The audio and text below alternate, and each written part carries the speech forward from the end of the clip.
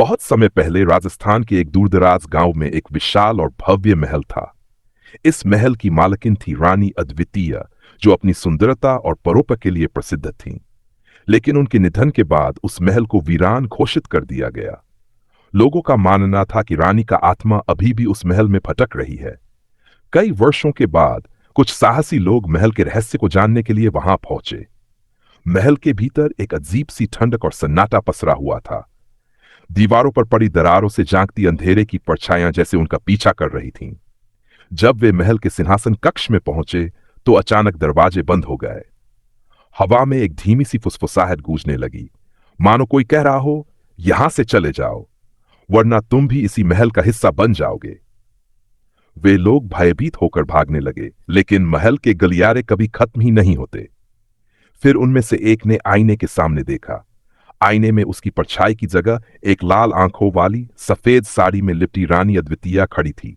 उसकी चीख पूरे महल में गूंज उठी और उसके बाद वह कभी किसी को दिखाई नहीं दिया। कहते हैं, जो भी उस महल में गया वह कभी वापस नहीं लौटा। रानी का अभिशाप आज भी वहां भटक रहा है। अभी भी उस महल के दरवाजे खुले हैं, लेकिन क्या तुम अंदर जाने की हिम्मत करोगे? उस रात के बाद से गांव में एक अजीब सा सन्नाटा पसर गया। हर कोई जानता था कि महल के पास जाना मौत को बुलावा देने के समान है। लेकिन डर के बावजूद गांव में कुछ लोग ऐसे भी थे जिन्हें इन कहानियों पर यकीन नहीं था। उनमें से एक था अर्जुन। वह एक निडर युवक था जिसने हमेशा अंधविश्वासों को चुनौती दी थी। उसने ठान लिया कि वह महल के रहस्य को जरूर उजागर करेगा। अर्जुन के दोस्त उसे रोकते रहे, पर उसकी जिद के आगे सब हार गए। चांद की हल्की रोशनी में अर्जुन ने महल के जंग लगे फाटक को खोला। एक भयानक चरमराहट के साथ दरवाजा खुला। अर्जुन ने अपनी मशाल जलाई और अंदर कदम रखा। दीवारों पर पुराने चित्र और फटे हुए पर्दे जैसे समय का उपहास उड़ा रहे थे। हवा में सड़न की बदबू थी और हर कदम पर फर्श से आवाजें आती। तभी उसे सिंहासन कक्ष की ओर से धीमी धीमी रोने की आवाज सुनाई दी। उसका दिल तेजी से धड़कने लगा। उसने हिम्मत जुटाई और आगे बढ़ा। दरवाजे के अंदर जो दृश्य था उसने उसकी आत्मा को झकझोर दिया। वहां एक महिला का भूतिया स्वरूप बैठा था। सफेद साड़ी, बिखरे बाल और लाल चमकती आंखें। रानी अद्वितीय का आत्मा ठहरी हुई आंखों से उसे घूर रहा था।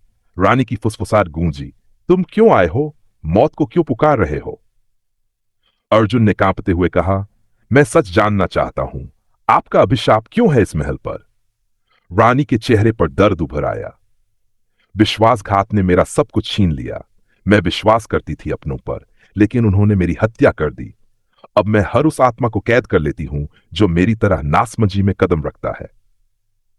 इतना कहते ही रानी का चेहरा विकृत हो गया। अर्जुन का पूरा शरीर ठंडा पड़ने लगा। उसके पैर भारी हो गए। उसने भागने की कोशिश की, लेकिन वह अपनी जगह से हिल भी न सका।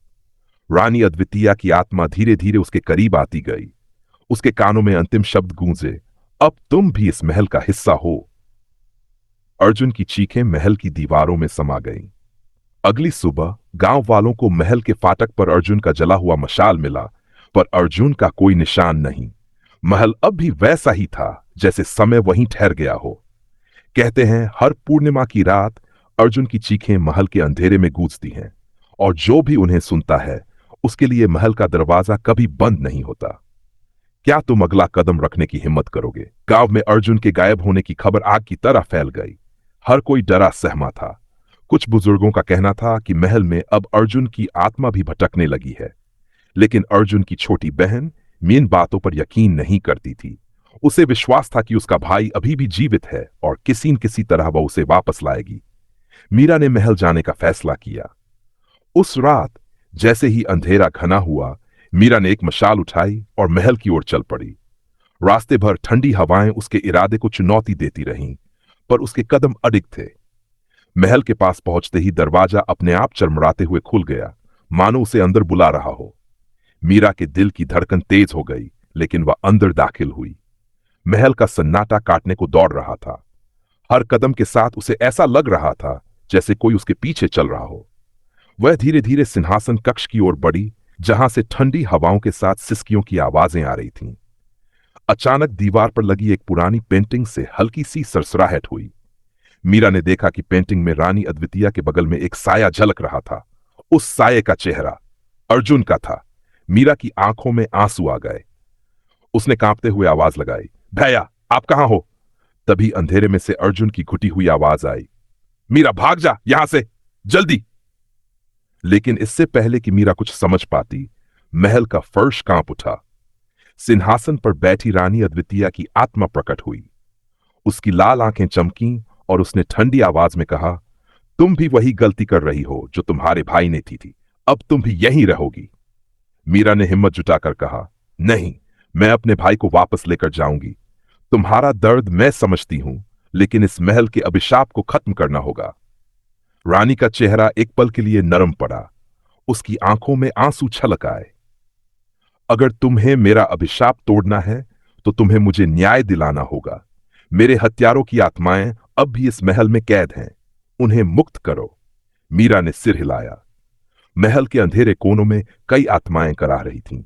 मीरा ने प्रार्थना की और धीरे धीरे उन आत्माओं की कराहें शांत हो गईं। महल में रोशनी फैलने लगी। रानी की आत्मा हल्की पड़ने लगी और उसके चेहरे पर शांति आ गई।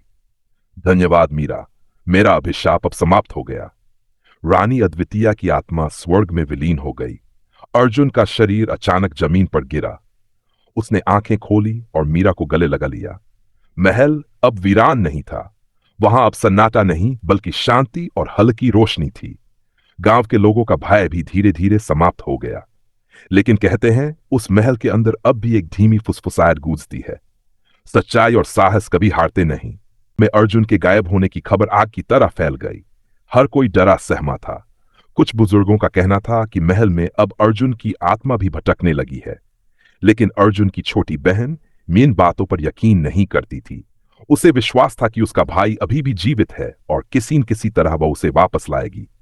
मीरा ने महल जाने का फैसला किया। उस रात जैसे ही अंधेरा घना हुआ, मीरा ने एक मशाल उठाई और महल की ओर चल पड़ी। रास्ते भर ठंडी हवाएं उसके इरादे को चुनौती देती रहीं, पर उसके कदम अडिग थे।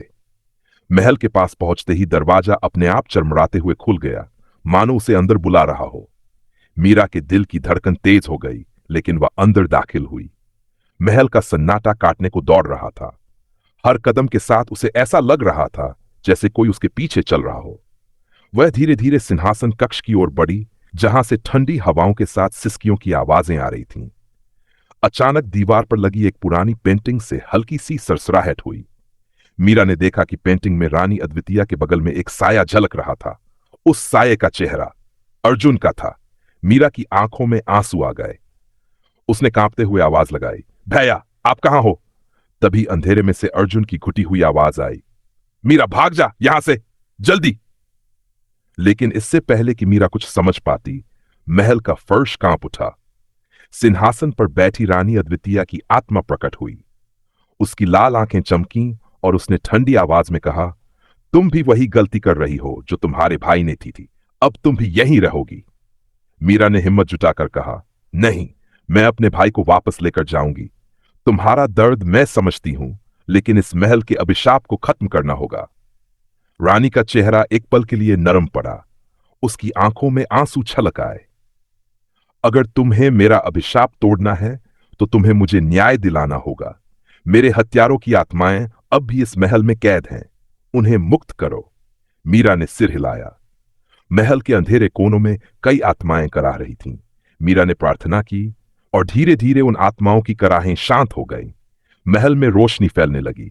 रानी की आत्मा हल्की पड़ने लगी और उसके चेहरे पर शांति आ गई। धन्यवाद मीरा, मेरा अभिशाप अब समाप्त हो गया। रानी अद्वितीया की आत्मा स्वर्ग में विलीन हो गई। अर्जुन का शरीर अचानक जमीन पर गिरा। उसने आंखें खोल